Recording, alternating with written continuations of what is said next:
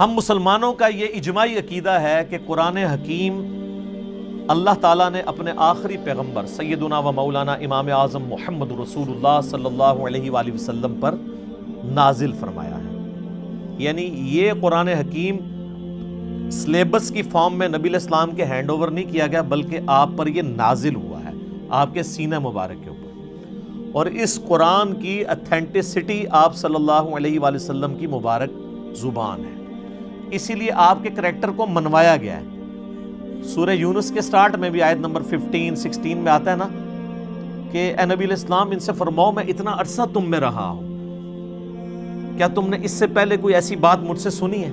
یعنی میں صادق اور امین ہوں، میں نے کبھی دعویٰ نبوت نہیں کیا اس سے پہلے، نہ کوئی یعنی میری کوئی ایسی خواہش تم نے کبھی آبزرو کی ہو، تو اچانک یعنی چند دنوں کے بعد میں یہ کلیم کر رہا ہوں کہ یہ اللہ کی طرف سے مجھ پر کتاب نازل ہوئی ہے، تو یہ اس بات کا ثبوت ہے میری پریویس زندگی۔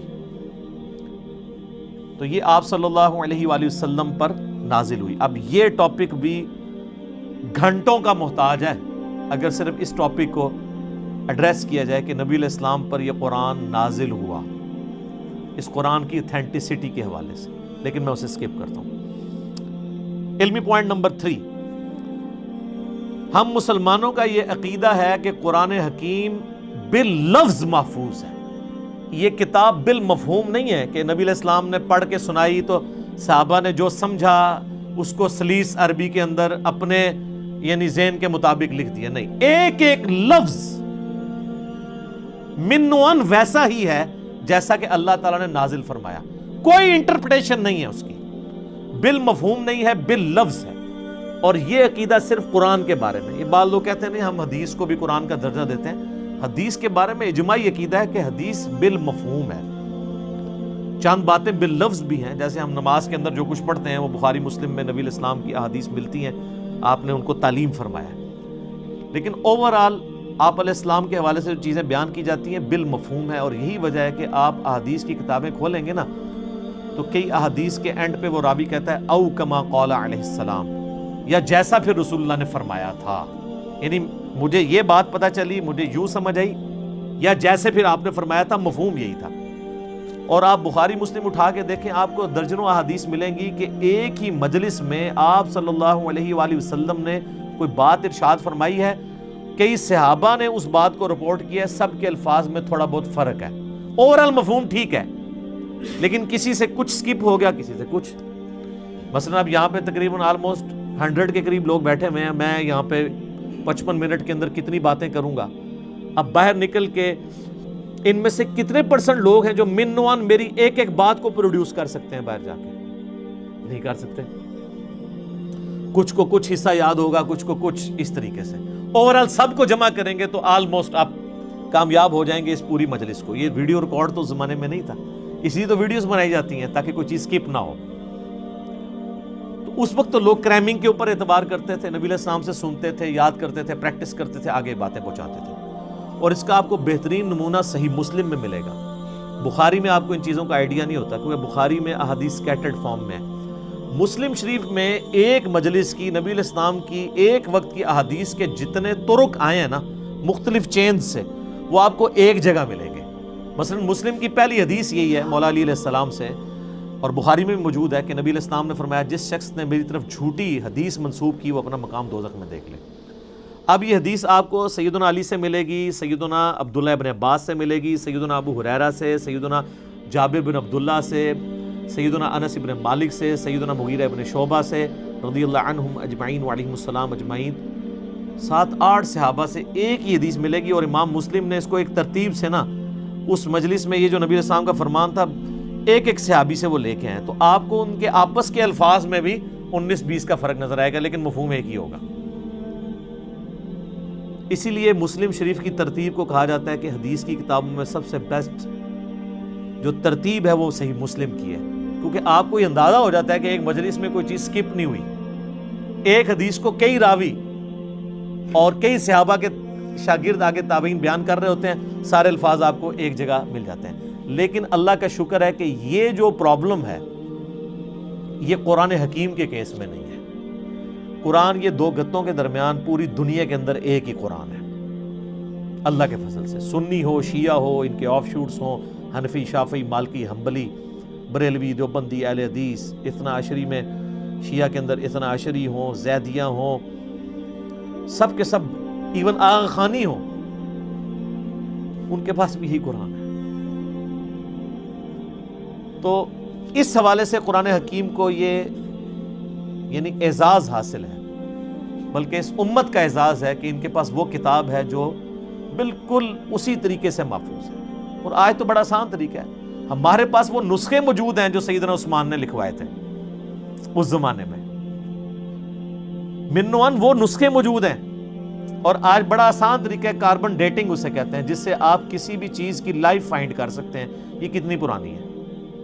آپ کو پتہ ہے پچھلے دنوں برمنگھم کے میوزیم کے اندر ایک قرآن کا نسخہ ملا تھا، اس میں سورہ طٰہٰ کی اور بعض اور آیات یعنی کچھ ان کو صفحات ملے تھے، بھیڑ کی اس کے اوپر کھال کے اوپر لکھے ہوئے، کچھ ہڈیوں کے شانے پہ جس طرح اس زمانے میں لکھے تھے، تو اس کی کاربن ڈیٹنگ انہوں نے کروائی ہے، اور وہ بی بی سی کی رپورٹ ہے، کسی مسلمان نے نہیں بنائی ہے، غیر مسلم ہے، اس میوزیم کا انچارج جو ہے وہ غیر مسلم ہے، اور ان کی ویڈیو چڑھی، آپ یوٹیوب پہ جا کے لکھیں اولڈسٹ ورژن آف قرآن، وہ تو ورژن کہتے ہیں، ورژن تو ہے ہی نہیں، قرآن تو ایک ہی ہے، تو وہ آپ کو مل جائے گا، اس کی کاربن ڈیٹنگ کرائی ہے، وہ سیدنا عثمان کے زمانے کا قرآن ہے، اور کوئی فرق نہیں ہے الحمدللہ۔ اور اللہ نے ایسی حفاظت لی ہے، قرآن حکیم کا ایک نسخہ جو حضرت عثمان تلاوت کر رہے تھے، اور اس نسخے کے اوپر ان کے خون کے قطرے گرے تھے جب ان کو شہید کیا گیا، اور وہ بھی کمال آیات ہیں سورہ البقرہ کی، فَسَيَكْفِيكَهُمُ اللَّهُ، ان کے مقابلے پر اللہ تجھے کافی ہے۔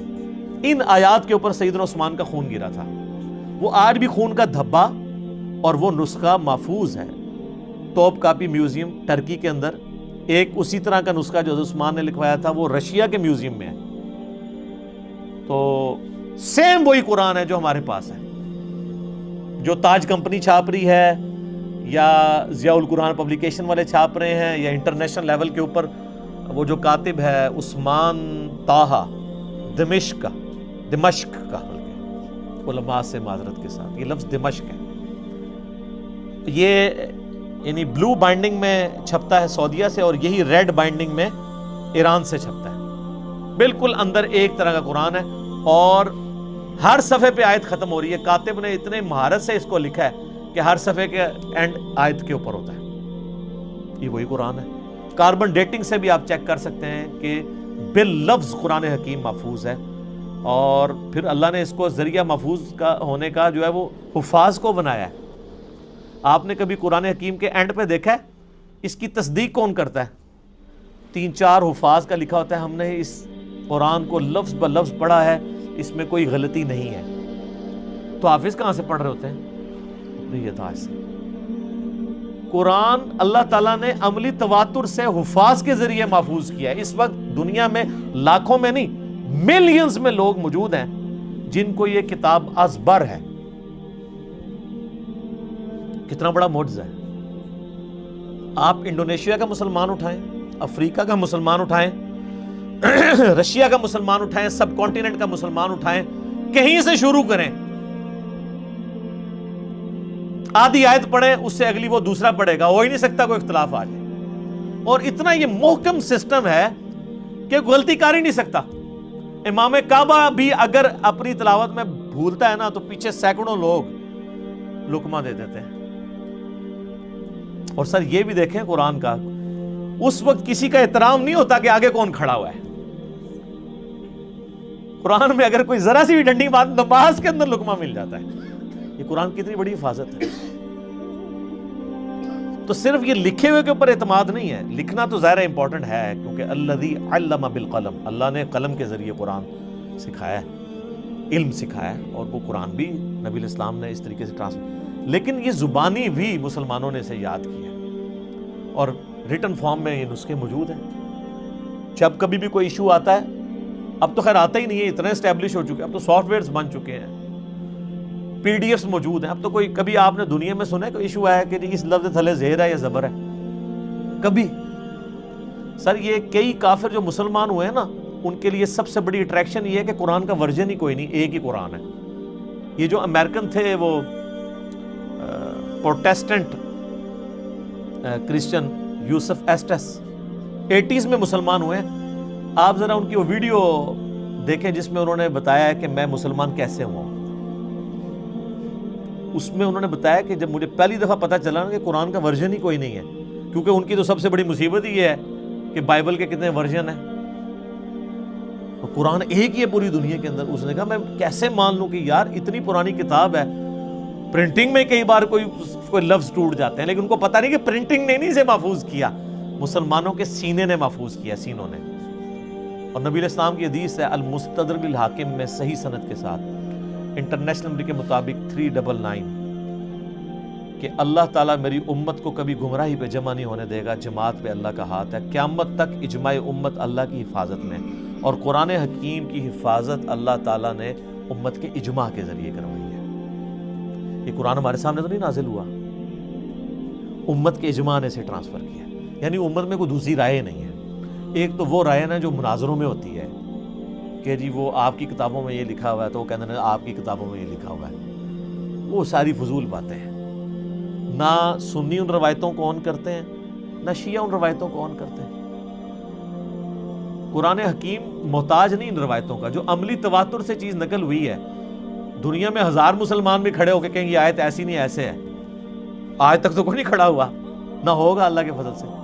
وہ کہہ رہے ہیں جی پچھلے دنوں جی وہ اسرائیل والوں نے جی ایک سورت بنا کے پوری چڑھا، اور سارے اسرائیل والے پورا قرآن بنا کے اور چڑھا دیں. آپ کو یقین نہیں کہ اس کی حفاظت کا ذمہ کس نے لیا ہوا ہے؟ اللہ نے. صحابہ کرام کو تو شاید یہ آیت نہ سمجھ آئی ہو اس وقت، ایمان بالغیب ہی ہو، انا نحن نزلنا الذکر وانا لہ لحافظون، سورۃ الحجر آیت نمبر 9. بے شک اس القرآن کو، الذکر کو، اللہ کی یاد دلانے والی کتاب کو ہم نے نازل کیا، ہم اس کی حفاظت کرنے والے ہیں. ان کے لیے تو یہ تھیوری تھی نا، لیکن ہمارے لیے تو پریکٹیکل ہے. ہم تو 1500 سال تاریخ میں دیکھ سکتے ہیں کہ کوئی ٹیمپر نہیں ہوا. کتنا برے وقت مسلمانوں پہ آئے ہیں. ایک وہ وقت بھی آیا کہ ہلاکو خان نے بغداد کی ساری لائبریریز جو ہیں وہ دریائے دجلہ میں بہا دی تھی، تو قرآن کو تو کوئی فرق نہیں پڑا. اور وہ جو برمنگھم کا نسخہ ہے نا ان کے پاس جو نکلا ہے، وہ انگریزوں کے دور حکومت میں ان کے پاس وہ نسخہ ہاتھ لگا تھا، پھر وہ انہوں نے انگلینڈ میوزیم میں شفٹ کر دیا تھا. کیونکہ انگریزوں کی حکومت پھر سلطنت عثمانیہ ٹوٹنے کے بعد عراق کے اوپر بھی رہی ہے. اس دوران انہوں نے پرانی کسی لائبریری سے اسے شفٹ کیا تھا، جو ہلاکو خان کی تباہی کی وجہ سے بچ گئے ہوئے تھے نسخے. تو قرآن حکیم کو اللہ تعالیٰ نے اس طریقے سے محفوظ کیا.